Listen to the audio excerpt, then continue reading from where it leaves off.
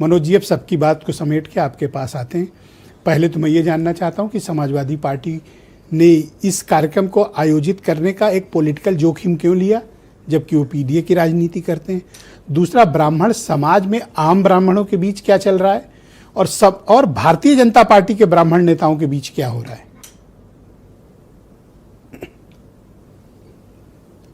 देखिए, ऐसा है कि जब आप किसी से लेके 7 सितारा तक के होटल में जाएंगे तो आपको एक वेलकम ड्रिंक दिया जाता है। ब्राह्मणों की नाराजगी का ये वेलकम ड्रिंक विपक्षियों को भारतीय जनता पार्टी ने खुद दिया है, नाराजगी की वजह से। दूसरी बात, इस पार्टी को ही अगर ले लिया जाए या मायावती को, कांग्रेस को ले लिया जाए, तो ये सब चाहते हैं कि भारतीय जनता पार्टी, जिसको 89% ब्राह्मणों ने वोट अभी फिलहाल दिया था, वो सारा अपना कनेक्शन पोर्ट करके उनके पास आ जाए। और इसमें किसी विपक्षी का कोई हाथ नहीं है, खुद भारतीय जनता पार्टी का किया धरा है। अब भारतीय जनता पार्टी के 46 विधायक हैं, जिसमें से 43 ने तो बैठक की थी और डांट खा के चुप होके बैठ गए। इसके लिए हर कोई एक गणित बैठाना चाहता है।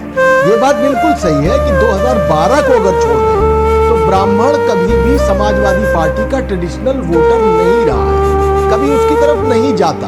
हाँ, आज की तारीख में अगर हम हाशिए पर पड़ी मायावती को उठाकर सामने लाए तो उसके पास एक सरकार का पूरा अनुभव है, जहां पे मंत्री, कैबिनेट मंत्री, ब्यूरोक्रेट्स, पंचम तल, थाने, जिला अधिकारी, एसएसपी, इन सब का एक रिकॉर्ड है उसके पास कि ब्राह्मणों को मायावती ने बहुत जबरदस्त तरजीह दी थी। हालांकि मेटल और केमिकल का रिएक्शन कराया था उन्होंने पॉलिटिकल लैब में, लेकिन वो रिएक्शन कामयाब, वो प्रैक्टिकल कामयाब साबित हुआ था।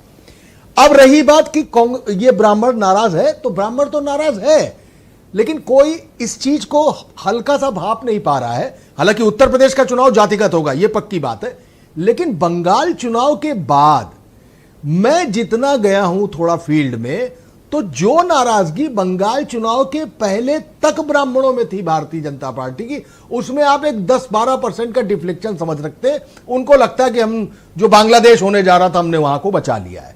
लेकिन फिर एक बार मजबूती से कहूंगा कि भारतीय जनता पार्टी से ब्राह्मण नाराज है।